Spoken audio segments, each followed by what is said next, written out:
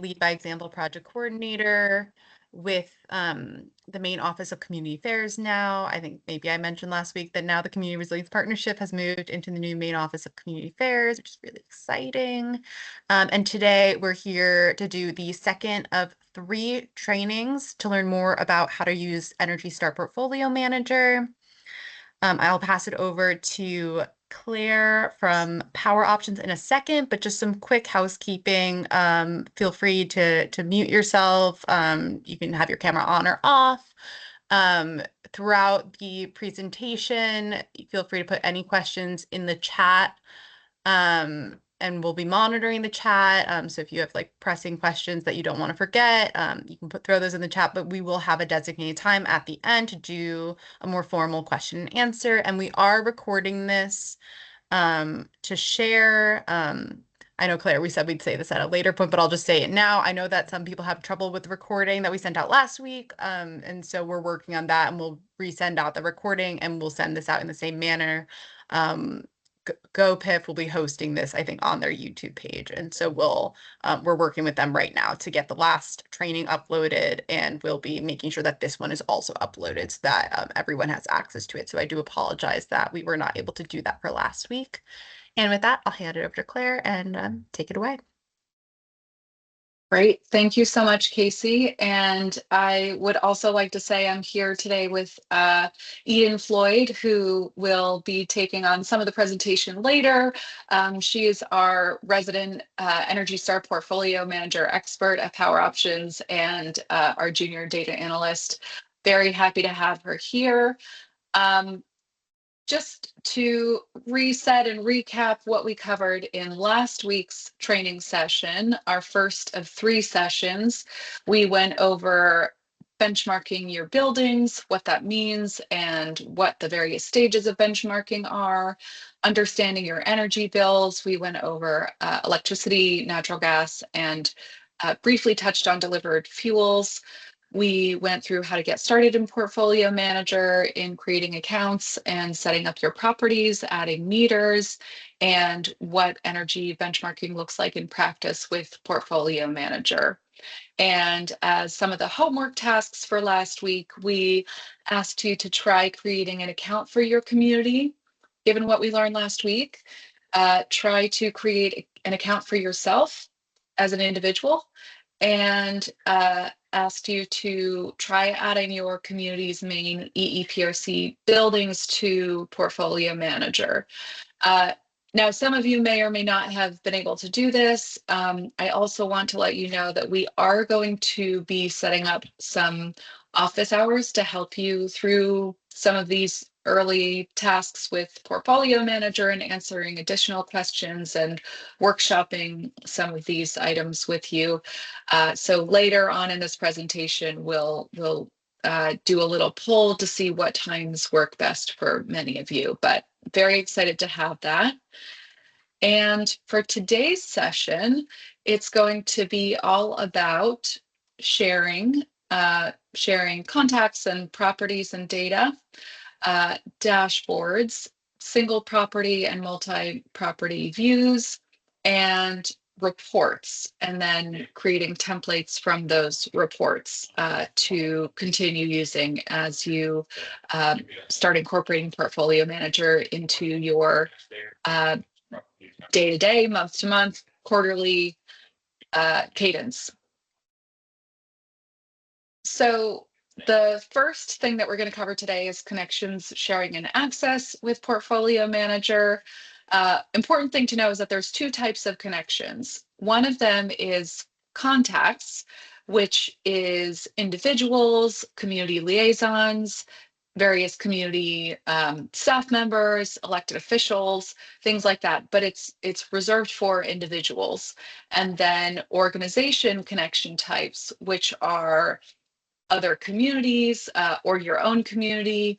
GoPIF, for example, any regional planning organizations that you're working closely with, other state agencies, engineering or architectural firms, different entities, not individuals, that may need access to your Portfolio Manager information.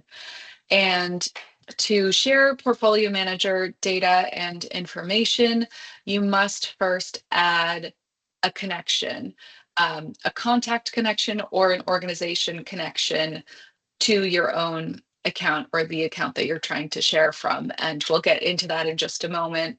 But a couple things for you to know is that there are several different access permission types for sharing data.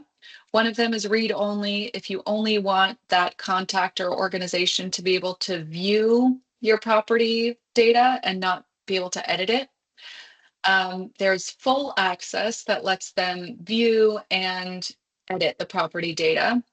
And then there's custom access where you can provide read only or full access to different property data segments. So it's not read only, it's not full access, but you can designate a mix of both of those things.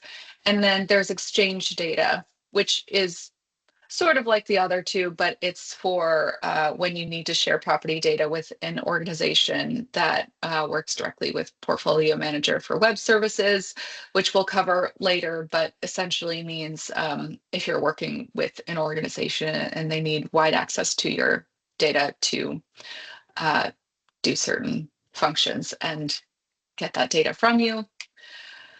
Now, to add a contact, it's relatively simple. It's not all that different from adding a contact in your phone or in your address book on your computers.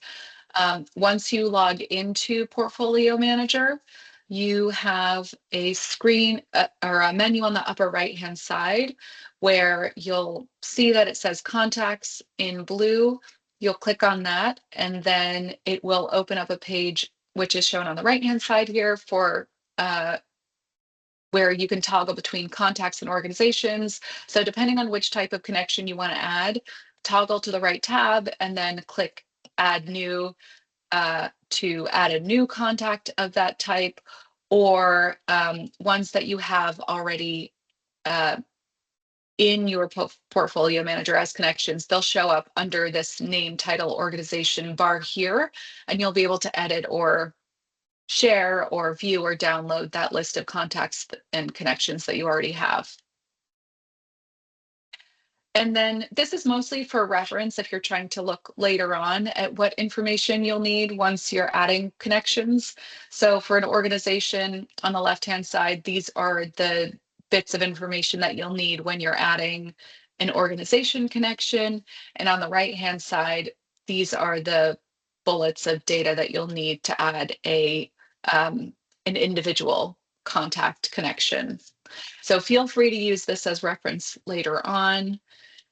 And from here, we're going to transition to talking about actually navigating through Portfolio Manager and understanding how you go to the different tabs and what each tab does and allows you to do, and whether it's mostly for multi-building or single building access to data and to edit data. So for this, I am going to hand it over to Eden Floyd, and she is going to walk us through a little bit of a tour of Portfolio Manager, starting with the My Portfolio tab, which is the first tab that you'll really see when you log in every time. So it's basically your home screen is another way to think about it. And from here, you can manage your buildings, view overall energy performance, your EUI, you can create some reports, set up properties, and yeah, I will stop sharing my screen and let Eden take it away. And I'll also say that for this, we're using, we're going to be screen sharing a sample property that is made available through Portfolio Manager.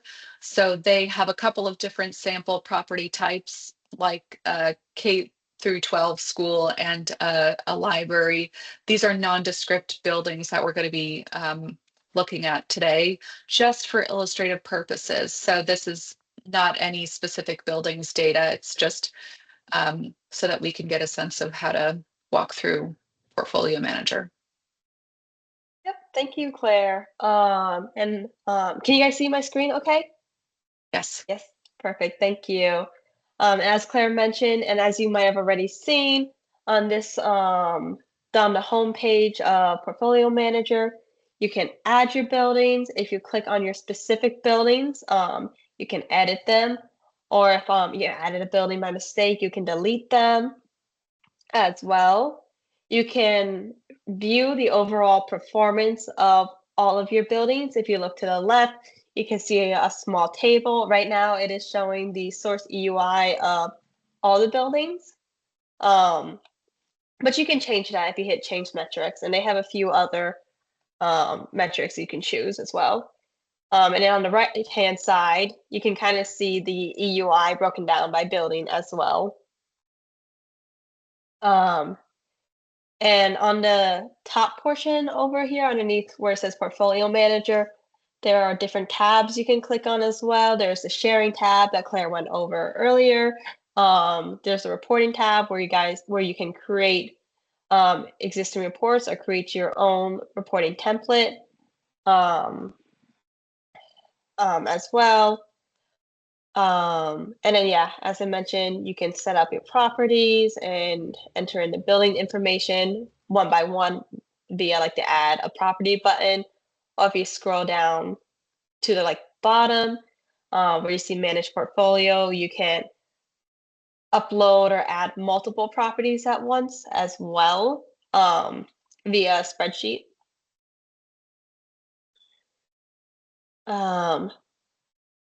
And if you have any buildings that are a campus, so if there's a parent building with multiple child buildings as well, you can see that here. For example, in one of the EPA sample buildings, you see at the last one has a little arrow, so that would be considered a campus building or a parent building. If you click on the arrow, you can see the child buildings that are included under it. Okay. Now I'm going to move on and look at the buildings, or click on one of the buildings and look at all the fun stuff we can do there. Yeah. Do you mind if we take a look at the library building? Yes. Excellent.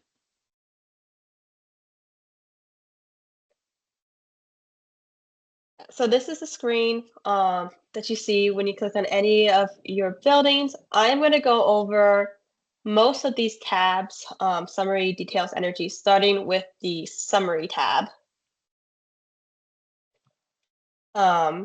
And to the left side of your summary tab, you can see a table. You will likely have to hit refresh before it shows you any information. But once you do, it should look something like that. And like with the other chart I just showed you, this one is customizable as well. If you hit change metric, you can switch it from source EUI to, for example, greenhouse gases emissions intensity. Select chart. It might take a second for it to update. And if it takes too long, you can always hit click here, and usually that will show you the table. On the right side is a table called metric summary, and this gives you an overview of a lot of different data on your building. And all this information is coming from the data you entered from your bills. And yeah, like I mentioned, you can look at a lot of different information. Right now what's showing, and I believe this is the default, is the EUI, the greenhouse gas emissions intensity, water use, waste usage. But you can also change it if you click on this button right above the table that says change metrics. And this just has a lot of different information. What I find most useful is energy used by fuel source. And you can look at, for example, your electricity usage or your natural gas usage. And all you have to do is just select the box. You might notice that when I selected that, I now have a red error saying that I have clicked more than the maximum. So all you have to do is hit view selection and uncheck one you don't want, and then apply selection. You can also change the time period as well. So right now you see that it has 2 years.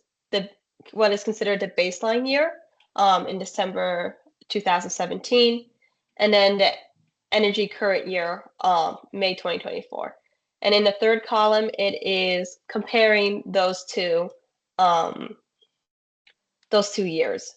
But we can change the time period under the change time period button for period 1. For example, if I wanted to compare, let's say 2019 with 2024. So I just select 2019, and an Energy Star Portfolio Manager has kind of a weird thing where you want to put the last day of the year. This is annual information, so you want to put the last day of the year, and I'll count the whole year before that. So if I want 2019 data, I will put December 31st. And then for my second period, if I want 2024 data, select the year 2024, and then hit December 31st. Okay, I'm going to switch it to not December 2024 since there's no data. Let's do December or 2022. And yeah, I'll just give you guys a moment to look over the table, but as you can see from the sample building, the energy usage and the energy intensity has increased from 2019 to 2022. Yeah, so this table is a good way to compare 2 years of data.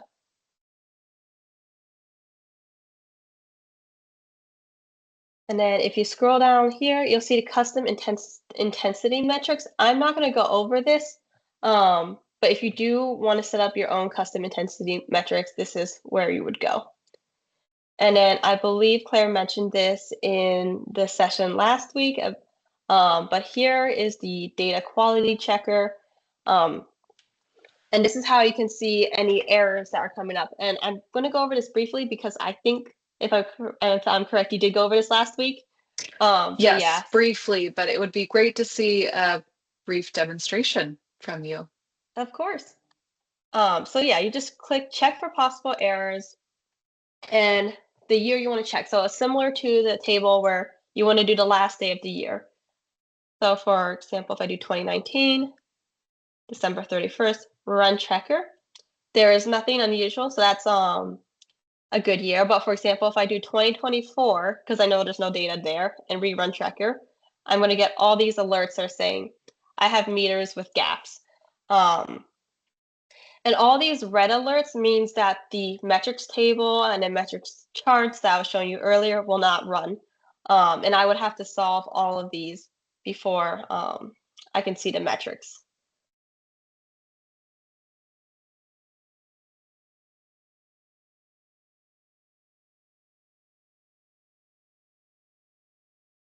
And then scrolling down to the bottom, you see sharing this property. This is very similar to what Claire just went over, so I'm not going to go over this one as well. But if you click share, I'll just take you to the same page that Claire showed earlier.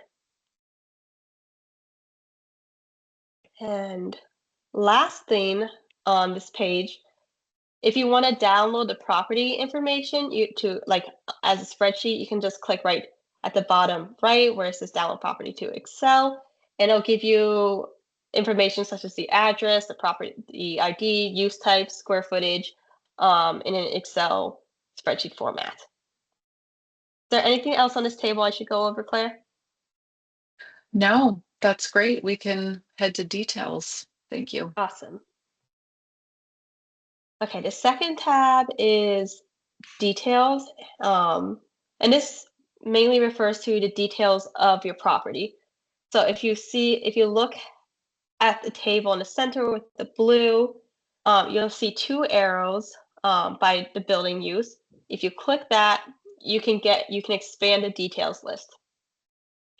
It'll give you information on the gross floor area, the weekly operating hours, numbers of workers on main shift, number of computers, percent that can be heated, etc. And if you're unsure of what any of these mean, usually if you hover over any word in blue, it'll give you a definition.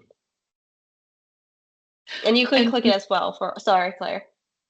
no, I was just going to say, and many of you may not be using these fields right away, but as you and your community's staff get more familiar with the portfolio manager, these are the kinds of fields that you may want to begin filling in once you get more comfortable with it. But we do just want to show you that these are here for you if you do want to track these values.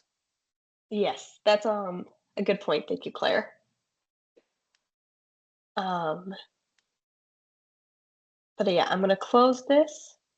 And in the main like overview, you'll see the property use type, again, the gross floor area.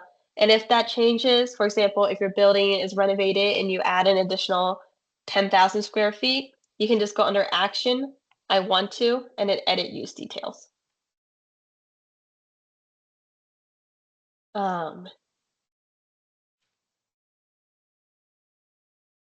Other information on this tab, on the left-hand side in the box that says basic information, this just summarizes um, some basic information that you put in when you first created the building. And if anything changes, you can just edit that as well.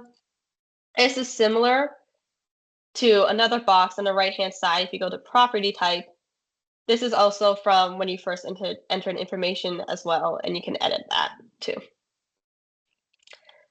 Jumping back over to the left side under unique identifiers, I'm just going to briefly say this is more so when your building is mandated under some law to report their energy. I do not believe that applies to any building in Maine.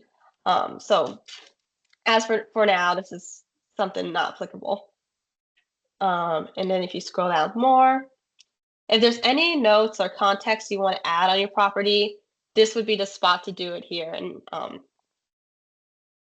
Yeah, and I'll just say too, for property notes, this is where if you wanted to share information about I don't know, say the architect who built it or when it was renovated, or have details on the engineer who's currently managing it. This is kind of up to you what kinds of property notes you may or may want to keep here. So you can use this section.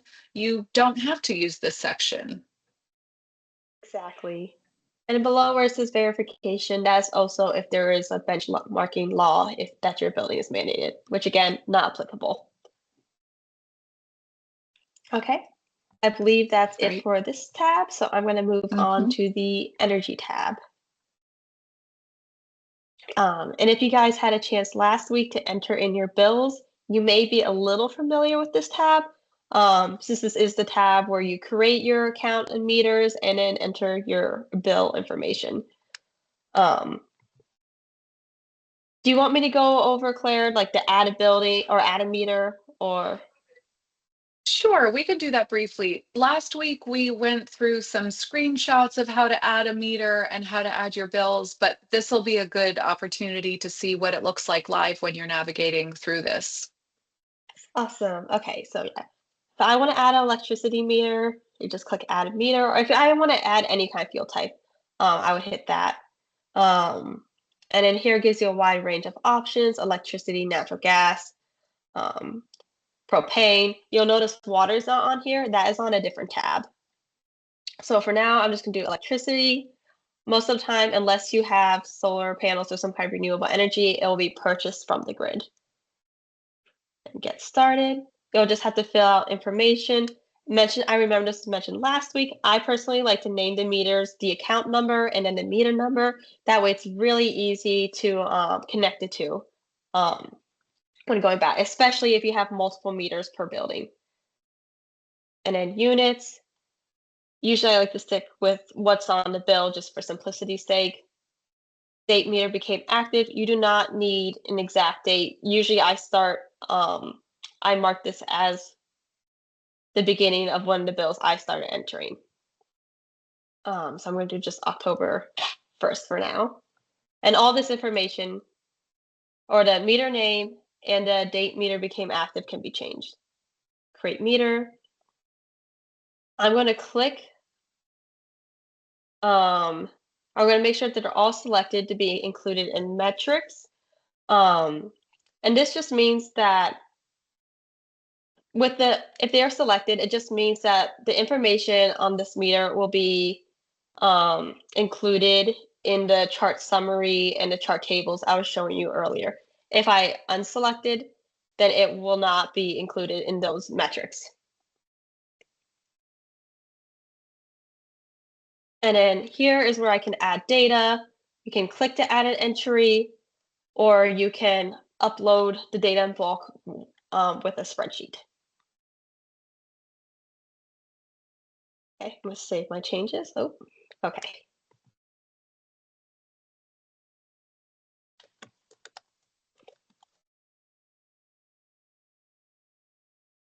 I'm gonna get rid of this later. I'm just gonna show it for now.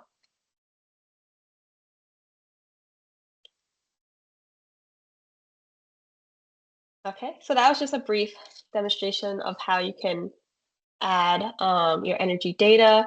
And for example, if there was any meter that was included in the metrics that you want to take out or vice versa, you can change that under this link here where it says change meter selections.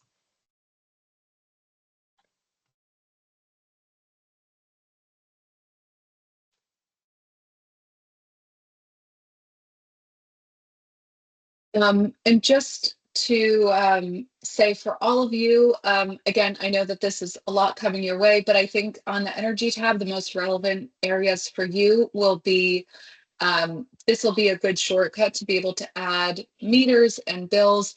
But on the right-hand side, there's the button below the energy use by calendar month button to export data by calendar month. So you can use that to pull data directly from Energy Star Portfolio Manager about energy use based on your energy type by calendar month. And then below that next table there is another button that will let you export. If you go down a little bit more, Eden, it'll allow you to download the annual totals by meter. So how much electricity did the first electric meter listed use in a given year? How much did the second electric meter use it in the given year? How much did the natural gas meter use in the given year? So those two exports, I think, could be very helpful for each of you. Yes, thank you, Claire. Is there anything else on this tab I should go over? No, that's Awesome. about Then it. Thank you. we're going to move on to emissions. And this shows similar information as a summary tab, just a little bit more in depth. As you can see in this table, it's similar to the summary tab where you're comparing 2 years against each other. For this one, it's what the default was 2017 and then May 2024. But just like the other table, you can change the metrics and you can change the time period as well. And then below that is a chart just demonstrating some analytical information as well. And you can change the exact metric that you want to see too. And then if you had any green power or green power such as RECs or on-site renewables, you can add that here as well. I won't go over it, but this would be the spot to do it. At the pie chart below, you can see your fuel mix. So for example, this building uses 74% of its energy usage is electricity, while 26% is natural gas. And in the chart below that, you can compare the total emissions intensity with the national median. And Eden, I wanted to make a quick note on the fuel type chart, the pie chart that Yes. she just went over. because in sustainability work, I'm sure many of you are very familiar with this concept, but the idea is to electrify as much as you possibly can. So where you're able and where possible, move away from natural gas and delivered fuels in favor of electricity, because electricity can be powered by renewables like solar, wind, battery storage, also just through the grid. So electricity is a much more flexible energy type than just natural gas, and it can be much more efficient. So in many cases, more efficient building infrastructure and building systems are electric. So that's where the understanding your fuel mix can be really important, especially being able to mark your fuel mix over time and seeing how it marches from electric and natural gas, or electric, natural gas, propane, diesel, coal, and so forth, more into the electric area, again, where possible, but that's a helpful viewpoint. Mm-hmm. Scrolling down. I also won't go over emissions factors, but if you wanted to add custom emission factors to your billing or to your fuel type, this is where you would do it. Again, this is another spot underneath that under recent green power purchases. This is where you can add information on RECs or renewable energy. You'll see in Portfolio Manager, there's a bunch of different ways to do the same thing. Yeah, and then moving on to the next tab, we're going to go over water. So this tab is very similar to the energy tab, but it's just specifically for water data. If you see your chart is not refresh or not working, a lot of times just hit refresh chart, the information should appear. I'll go back to that though. I'm going to go through the water meters, adding that first. So like I mentioned, it's very similar to the energy tab. Same process. You add a meter, fill out the information. It's very, very similar, just in a different tab. And also for the Maine EEPRC program, we focused on collecting your electricity and natural gas and delivered fuels bills and energy usage information. Some of you we've collected water data from because you had it at the ready. Not all of you did. So this is another tab where you are more than welcome to use it, and we highly encourage you to use it. But you might not be quite at that point yet. But this will be something that you can use when you have that data together. Yes. Yeah, and just like the energy tab, it has its own table on the usage. On the left-hand side, you can compare the water usage intensity, the water usage intensity from the current year to or from the current to the baseline. And yeah, all of the meter summary, 5 ways to enter bill data, your property, that's also all on the energy tab as well. Okay, I'm just going to briefly look at this next tab, waste and materials, because this is also optional. But if you wanted to track your waste or recycling, this would be the spot to do it. But like as Claire was mentioning with the water meter, this is more down the line, like as you get more comfortable with Energy Star Portfolio Manager.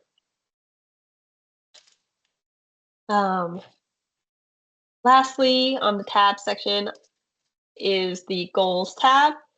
And this is particularly useful if you're trying to set energy targets or energy reduction targets for a building.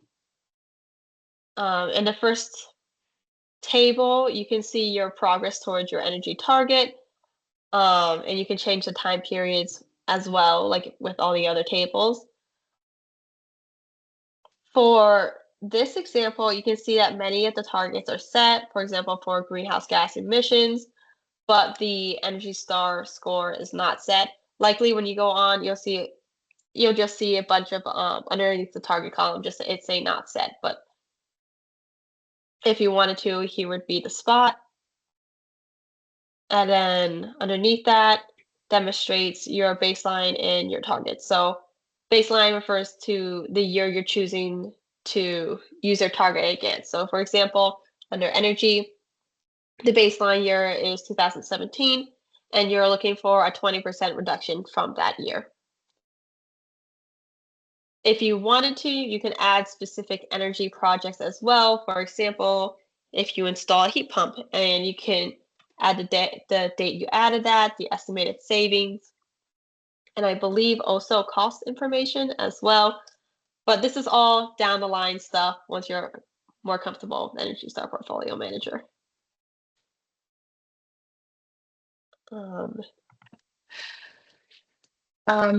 And Eden, if I can just highlight another thing about setting targets.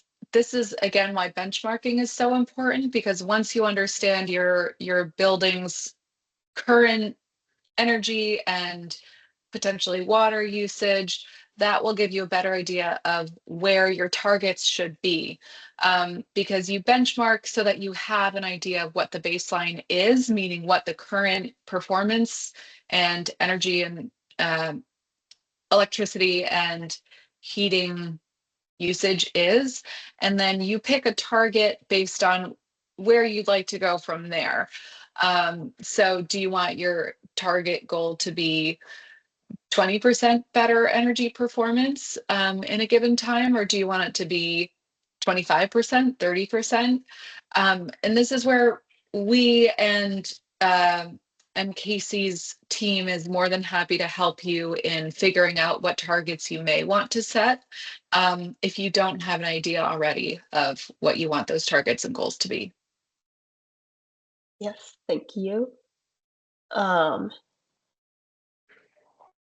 And anything else I should go over in this tab, Claire? I believe that is everything for now in the single property dashboards. Thank you, Eden. So Awesome. I'm happy to take the screen share for the next couple of slides before we go back to you for report creation. Okay, sounds good. Let me stop sharing.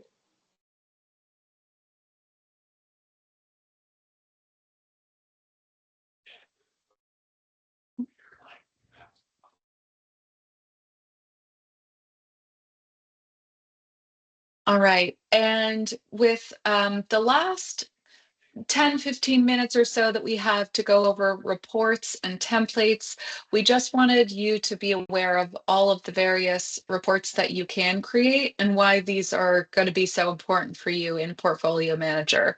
And for next week, we'll talk more about the cadence and frequency of when you can start pulling certain reports. But for now, just want you to get an idea of what you can do with these reports. You can pull reports with customized information about your properties in different utility categories, meaning energy, electricity, or natural gas delivered fuels, or water, those being the main utility categories. You can pull reports for specific metrics, specific meters, under specific time frames, and these will be good for you to start thinking about how often you and or your communities will want to pull reports. We'll have some best practices that we'll recommend next week, but it'll be good for you all to have a sense of what types of information do you think that your community would want on a regular basis, and what does regular mean for your community, and what do you need to start implementing and tracking energy performance over time. So again, we'll go over best practices next week, but I'd love for you all to start thinking about this, and you may very well have ideas of what is going to be best for your community already, or have that written up in climate plans that you may have already. To go over a couple of different template types, one of them is the custom report template, and Eden will take us through that in just a moment. This is going to be one of the most important things that you use in Energy Star Portfolio Manager. So in Portfolio Manager, there is adding all of your information for the first time. There is maintaining your information and keeping your meter and invoice and property data up to date. And then there is downloading different data on a regular or semi-regular basis through things like custom report templates, so that you can start marking trends and have access to that data over time.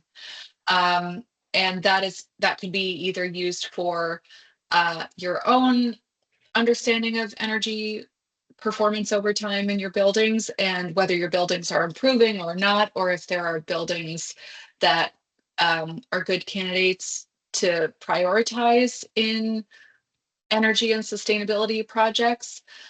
They can also be really helpful if you're trying to apply for any grants for building decarbonization or solar or other energy efficiency and sustainability measures. If you can show that there are areas for improvement, or that your community is really committed to this work to begin with.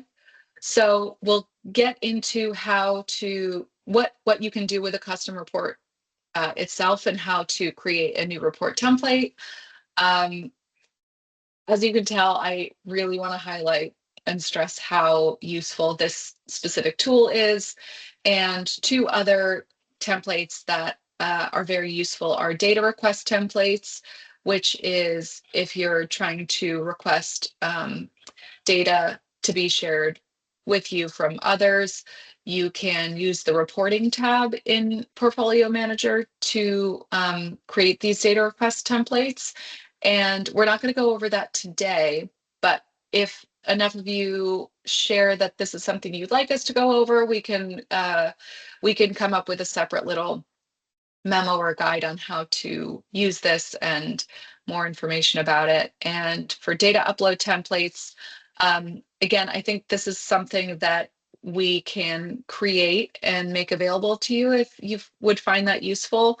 But these upload templates would be Excel templates in a specific format, so that you can more easily update or upload property information, meter information and data, and billing information and data. So those are the three primary tool types, and I am going to pass it back to Eden so that she can show us in the next 5 minutes or so how to create the custom report template and save it so that you can use it in the future. Thank you, Claire. And you can see my screen again. Okay, Yes. I'm just going to go back to the home page. To create a custom reporting template, you will go into the reporting tab on the home page. And you'll see this screen. And you're going to want to hit create a new template. And this just walks you through all the different steps. It looks similar to the sharing property page. You can give it a unique name. For example, if I want to just look at like energy usage, I could title it energy usage. And I can select the time frame. So I can look at just a baseline year, or a single year, a data range, or I can compare multiple years. I'm going to hit date range for now. And let's just say for this example, I want to see the month-to-month differences between 2021 and 2022. So I'm going to have the reporting interval be monthly. And I'm gonna have my start date be December 31st of 2021 to December 31st to 2022. Because like as just a reminder, you start with the last day of the year. And here we'll just confirm the days I will be comparing.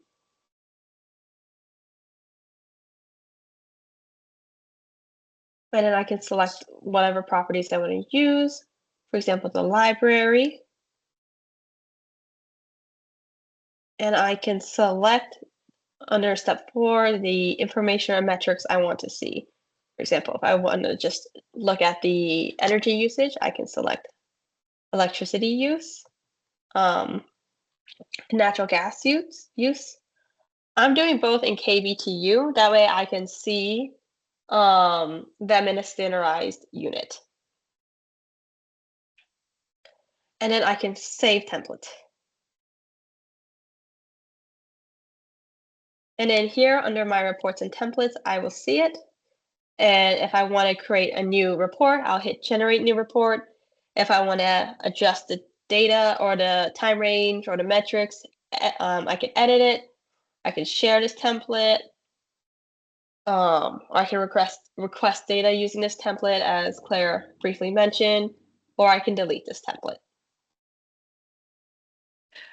And everyone, just so you know, the pull up screen, when you click that I want to field, that's not appearing, but it does have those various options that Eden was just sharing. It's just a quirk of Teams screen share, but just know when you do click on that I want to tab, the options that Eden was saying out loud, those do show up there for you on your screen. Thank you for flagging that. I did not realize. Okay, so that is how you create a custom report. Energy Star does have pre-made reports here as well.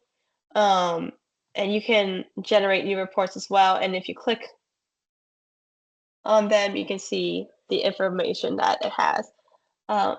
Is there anything else I should go into more detail, Claire? I think that was a perfect overview of how to create reports, custom reports and templates, and where to find more Energy Star report types. Thank you, Eden. Awesome. Thank you, Claire. Yeah. And I will take back the screen share for our brief wrap up.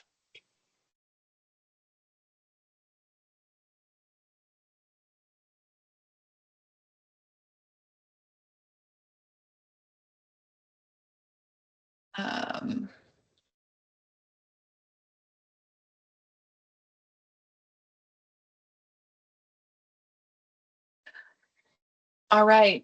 I know there is always so much to cover in these training sessions. So thank you so much. We are going to get into our question and answer session very soon. But before we do, I just want to show what we're going to cover for next week's session on Thursday, October 9th, also at noon to 1 o'clock. Again, with a question and answer session afterwards. So next week, we're going to cover portfolio manager maintenance and troubleshooting. So we will go over data maintenance best practices and when we recommend doing certain things and at what cadence, setting energy targets, what common error messages may pop up. I know Eden flagged a couple today, but we'll get more into detail on that and troubleshooting, and then close out our third and final training session with a brief summary of everything that we've covered and how to find the various resources, including all of the training session recordings, the slide decks, and how to reach out to us with any questions and what you can do next. And speaking of what you can do next, from now until next week, a couple things that we encourage you to try on your own include adding your community account as a connection with your individual account. If you were able to create that from last week, and if not, you can create both between now and next Thursday. Number 2 is sharing property data from your community's account with your personal individual account. And number 3, try creating a custom report for 1 or 2 of your buildings and see what comes of it. Play around with the metrics, get familiar with it. And we also realized that all of this is very new and it's going to take some experimenting, and part of experimenting with new software and new technology and functionality comes with a lot of questions and reminders. And so I wanted to make 2 to 3 hour-long office hours sessions available to all of you. So I don't know if you are all familiar with the raise hand feature in Teams, but either at the top of your team screen or the bottom of your team screen, there is a little hand which says raise under it. So if you have any interest in, or if you would have more availability on a Thursday at noon office hours time versus, so the 2 options are Thursday at noon following the October 9th session, or we could do a I'll say a Friday noon, early afternoon, couple of office hour sessions following Claire, the end of, yes. why don't we just have, so what Claire is saying is that we're hoping to do 2 or 3 hour-long office hour sessions following the third of these 3 benchmarking trainings. And we can either do those at the current time that we have, which is noon to 1 on Thursdays, or we were also thinking that we could potentially do a similar time on Fridays. So just message in the chat if you're interested in attending these, and if you could do Thursday or Friday, or if those don't work, if there's like an alternative time that works better, and we can look at that and make a decision. Yep. Thank you, Casey. No worries. That was, you guys just did a lot of talking. I was getting to listen. So I have the voice ready. Amazing. It's a good team effort all around. Yeah. So feel free to just pop that in the chat right now about your availability for either Thursdays noon or Fridays noon, or if you're not interested, or if you are interested but can't make those times. Right, so we've got one vote for Thursdays at the current time. And I see a few other folks typing, so thanks in advance for your votes.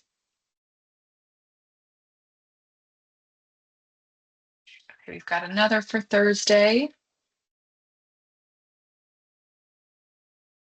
I'm just waiting to see a couple other folks that I see typing.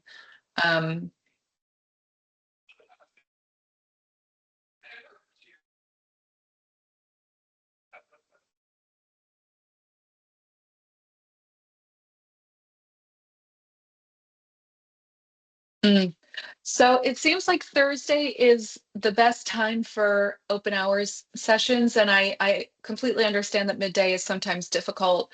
So I'll set up, we'll just set up 3 separate hour-long office hours sessions. The 3 Thursdays after the end of our training session. So the last one is October 9th, and then it would be, I'm just looking at the calendar. The next one after that would be Thursday, October 16th, Thursday, October 23rd, and Thursday, October 30th. So we'll do them for noon, and we will include this in a follow-up message and send these calendar invites to you as optional if you can attend or have any interest in attending, and you can always put yourself as tentative. And if you can't attend one of those sessions but would still like help, please feel free to email us anytime. You can write to Maine EEPRC@poweroptions.org, and I'm dropping that in the chat.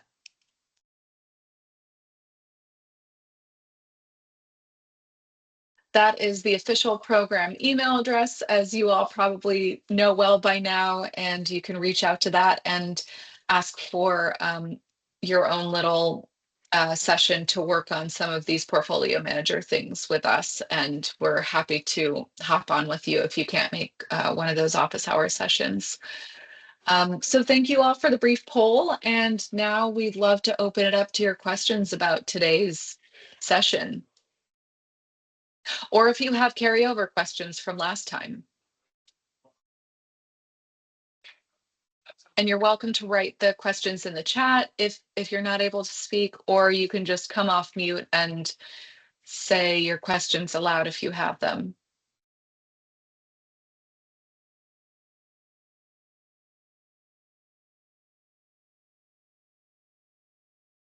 All right, I see someone typing.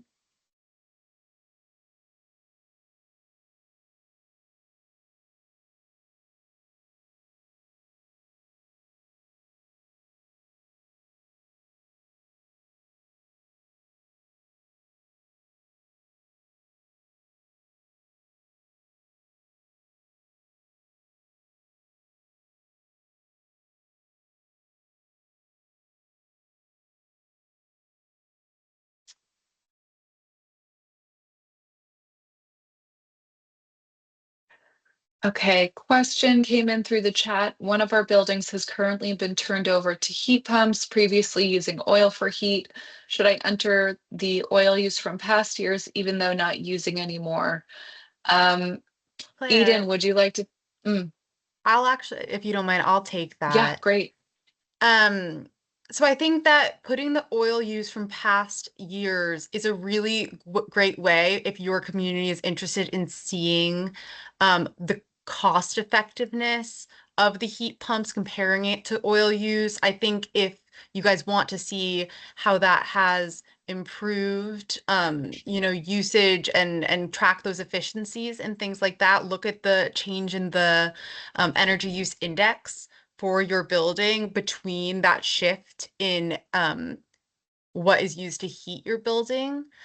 I would say that it won't have, any effect on like if you start using these electric years as your baseline moving forward, but that it has an important effect on your community's ability to compare between oil and electricity heating, because you won't have that historic information without it. Eden, do you have anything to add? That was exactly what I was going to say. Yep, absolutely. And I think it's a really great way to go to your select boards and to go to, your municipal leaders and say, look what we've done in this one building and the change, and you can, start to think about those same transitions in other buildings. So I think that's a great example of how that information can be used to kind of go through your municipal processes and kind of show the data so that you can make informed decisions for this building and for other buildings. Mm-hmm. And that was a great question. Yeah, such a good question. I know it's 1 p.m. Yes. And we don't want to hold anyone late. So if anyone has lingering questions, I probably need to hop off because I have a meeting right after this. But feel free to email that Claire through in the chat, and we can continue answering your questions over the next couple of days. And I will be working with our communications team and with Claire to get this recording onto our YouTube as soon as possible. So we'll be sharing that in a follow-up email. Great. Thank you so much, Casey. Claire. And I don't see anyone else typing questions, and I don't see any raised hands. So I think it's a good spot to say thank you all very much, and we will see you next week. Thank you. Bye. Thank you.